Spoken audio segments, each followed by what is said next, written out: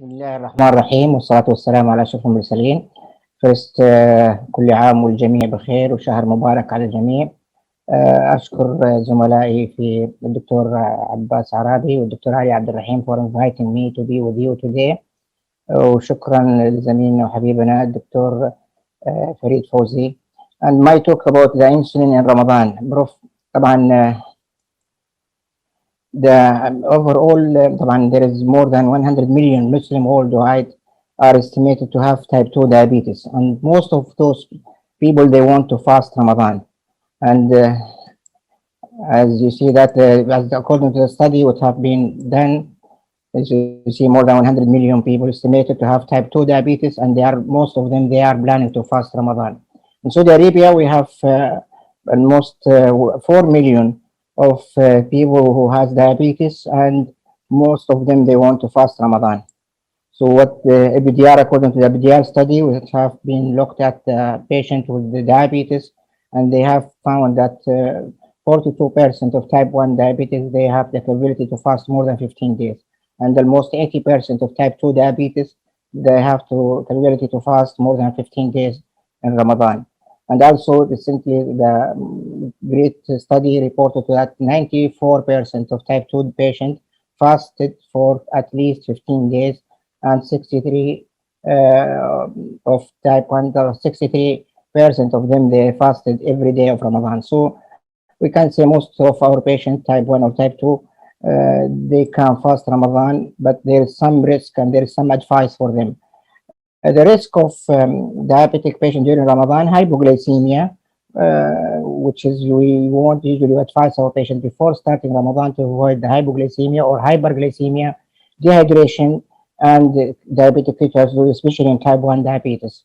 So this is the common, and as mentioned in the BDR study that have looked at the hypoglycemia, and they have found that in type 1 diabetes, hypoglycemia increased more than 4 times, and hyperglycemia increased more than 3 times. Whereas in type 2 diabetes, severe hypoglycemia increased more than 7 times compared to before Ramadan. And also hyperglycemia increased 5 times compared to before Ramadan. So usually we advise our patient to avoid hypoglycemia and hyperglycemia during Ramadan. What about insulin in diabetic patient? What they do in insulin in Ramadan? As you know that type 1 diabetes, only we have insulin treatment, either subcutaneous insulin or insulin pump. Whereas in type 2 diabetes, we can use basal insulin or premixed insulin or basal plus rapid insulin like basal bolus. So there is different regimen in type 2 diabetes, whereas most commonly we use the regimen of basal bolus and plus rapid insulin before each meal, or insulin pump in type 1 diabetes. So what's our advice for those patients, either type 1 or type 2? In type 1 diabetes, we usually advise our patients, especially in very high risk, to not to fast during Ramadan. And if you look at the recommendation or guidelines in Ramadan, have mentioned type 1 diabetes as a very high risk. But as we notice in our practice that there is many type 1 diabetes, they can't fast Ramadan safely. So we'll just need some advice what they can do with their insulin during Ramadan. But those patients who had history of recurrent hypoglycemia or hypoglycemia unawareness or poor diabetic control or brittle diabetes or non-compliant with medical treatment, or they are not willing to check their blood glucose during fasting, they advise against fasting Ramadan, because it's very high risk for them and they might develop hypoglycemia or diabetic ketoacidosis. So there are certain patients, definitely we advise them against fasting Ramadan.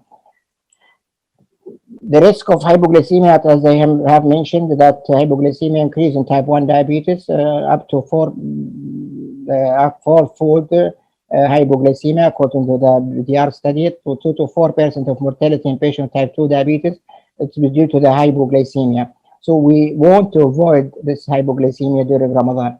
What in the BDR, as I mentioned, more than 4-fold increase in severe hypoglycemia, and some of them they need to be hospitalized for treatment of hypoglycemia. Hyperglycemia also have been noticed that increased in Ramadan, and as we noticed in the last 20 years, After we introduce the long-acting insulin, like glargine insulin, the hyperglycemia has been reduced, and because we used to have many patients afternoon with hyperglycemia in type 1 diabetes, but after we use the basal bolus, this number of hyperglycemia and diabetic ketoacidosis has been reduced. As I remember, before 20 years, we met many patients the first week of Ramadan with diabetic ketoacidosis or hyperglycemia. But after we use the long-acting insulin, the number of DKA and number of hospitalized because of hyperglycemia have been reduced.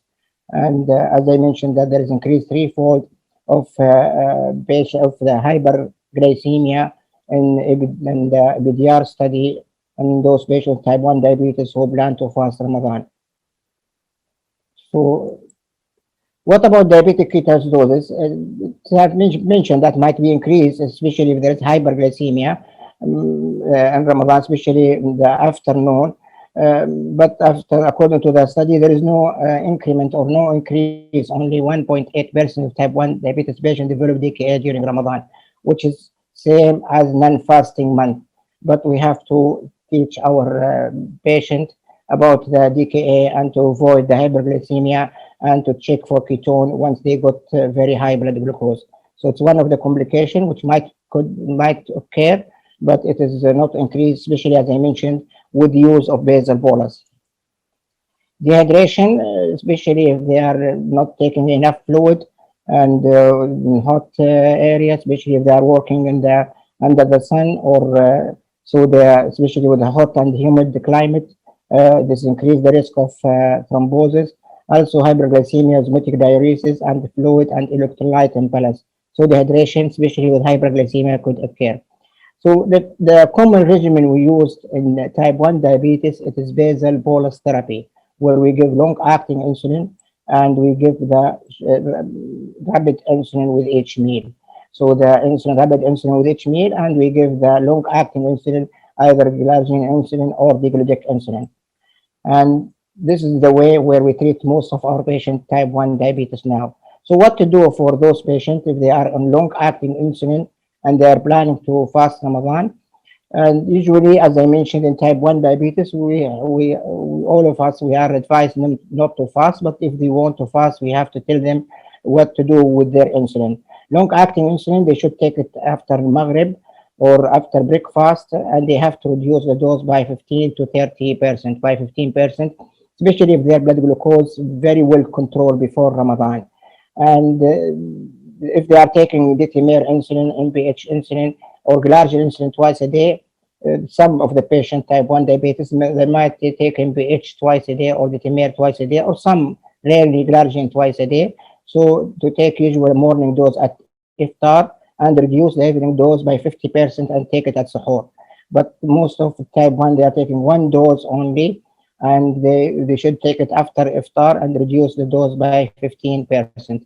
What about the short-acting insulin or rapid insulin, which we usually advise our patient to take it before meal? They have to omit the lunch time dose and reduce the suhoor dose by 25%.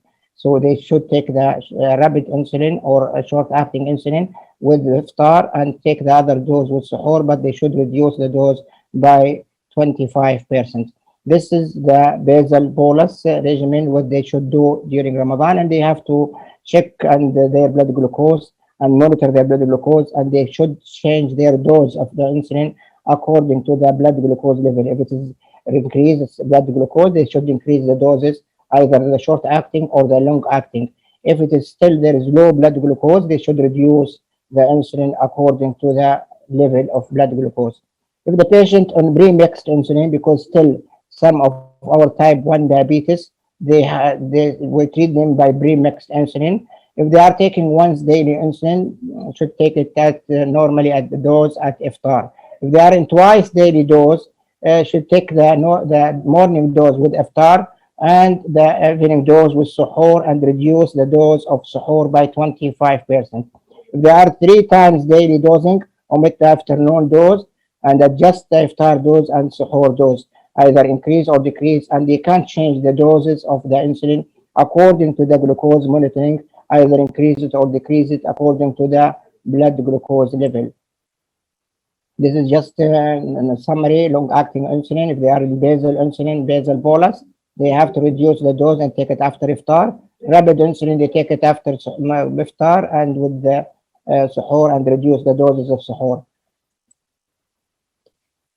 Type 2 diabetes, we usually insulin type 2 diabetes, either basal bolus as in type 1 diabetes, and they should change the insulin according to similar to type 1 diabetes. If they are in premix insulin, again, it's similar to the premix insulin in type 1 diabetes, but sometimes some of the patients, they are only in bedtime basal insulin plus oral. So those patients, if they are well controlled, we continue in oral medication the same, and they take the basal insulin in the night, and they should reduce the dose of the basal insulin by 20%. So they should reduce, but basal bolus and the premix insulin will be similar to type 1 diabetes. They should monitor their blood glucose, and all the patients, we advise them, either type 1 or type 2, to monitor the blood glucose after iftar and after suhoor by 2 hours in the afternoon. And once they feel any symptoms of hypoglycemia or hyperglycemia, and they should break their fast if they have blood glucose less than 70 or blood glucose more than 300.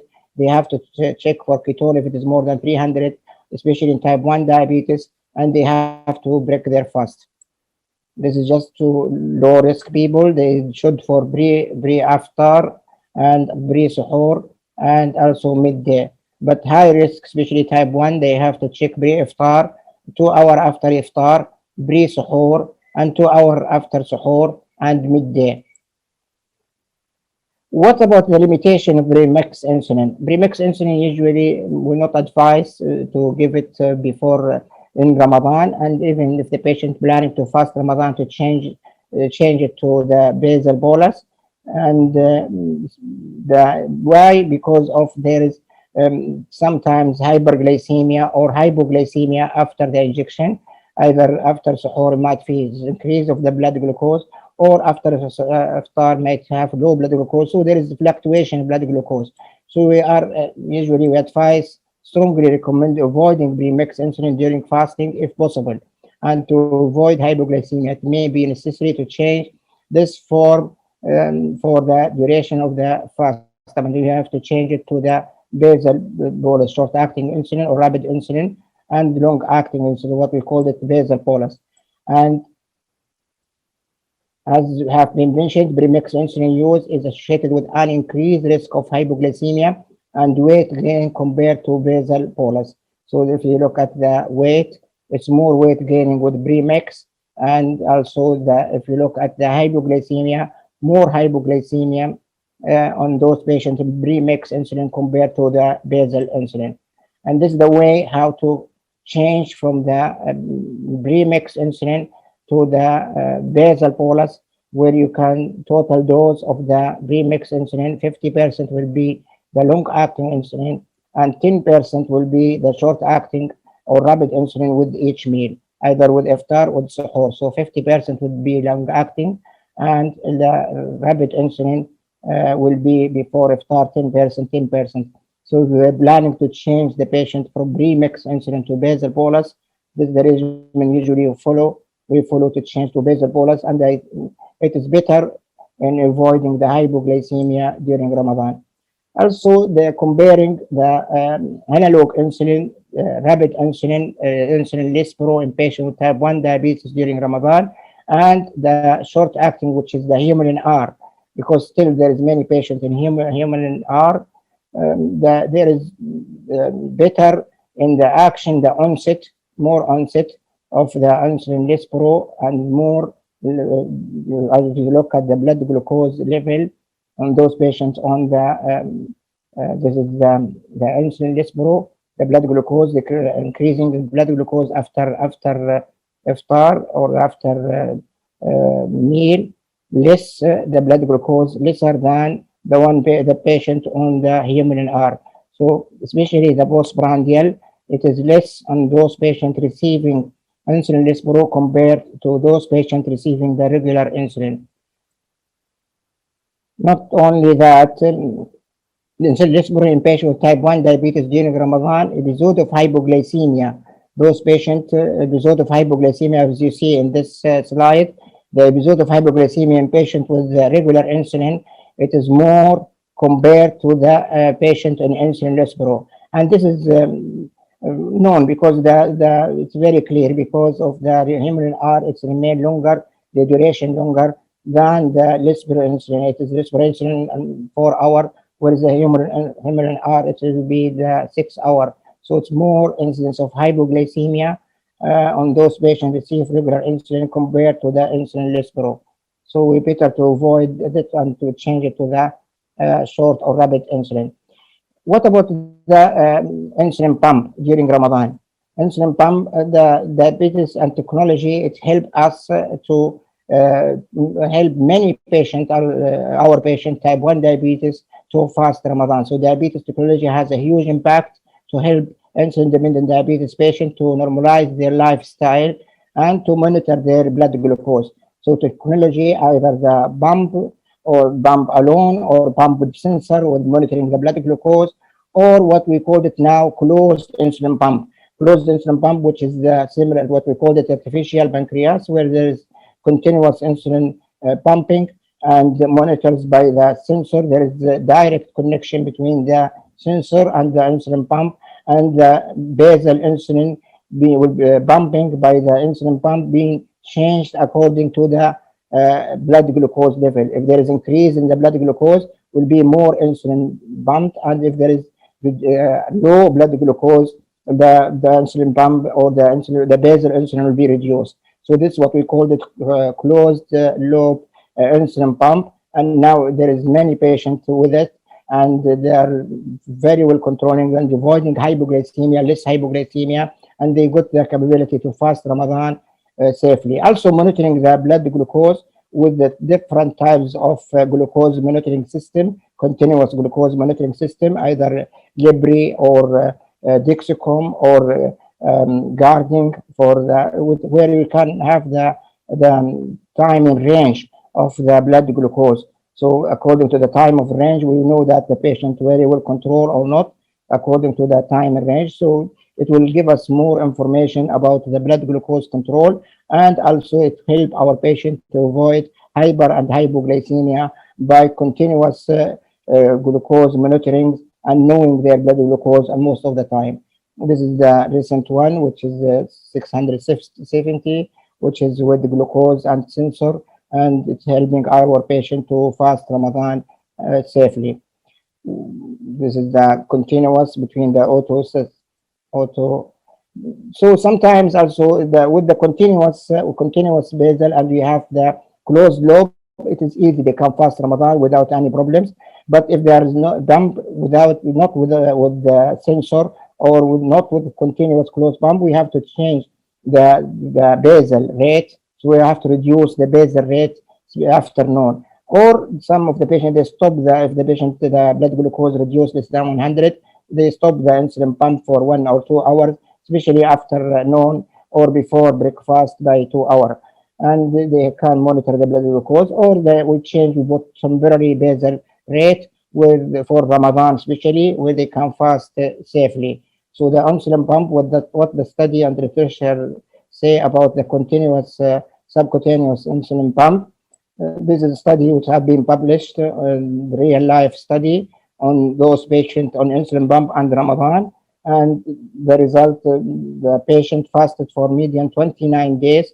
The total insulin administration during Ramadan was not different from that in the pre-Ramadan period. And basal insulin was decreased during the daytime by 5 to 20, but increase in the night because the patient, some of the patients, they eat more, so the basal insulin reduce in the day but increase in the night. And no major hypoglycemia episode were reported. This study confirmed the advantage of provided by insulin pump use in patients with diabetes were enhanced by the use of continuous glucose monitoring. So with the new technology and with the insulin pump, we have more patients fasting Ramadan. In summary, what I have mentioned, and patient on insulin, either type 1, type 2, can fast. but they need to be adjust their insulin if they are insulin either basal bolus or mixed insulin. Long acting to be reduced by 20%, prandial insulin or short acting insulin before breakfast and with suhoor, with reduction of the dose with suhoor by 20%. Pump need temporary basal during Ramadan, or with closed loop they can fast safely with the new technology of the continuous glucose monitoring. It make the fasting easy for those patients with type 1 diabetes. At the end, I thank all the organizing committees, and I hope إن شاء الله we'll see you في القاهرة. وحشونا الزملاء في القاهرة، وإن شاء الله نشوفكم على خير، وشكرا للجميع، والسلام عليكم ورحمة الله وبركاته.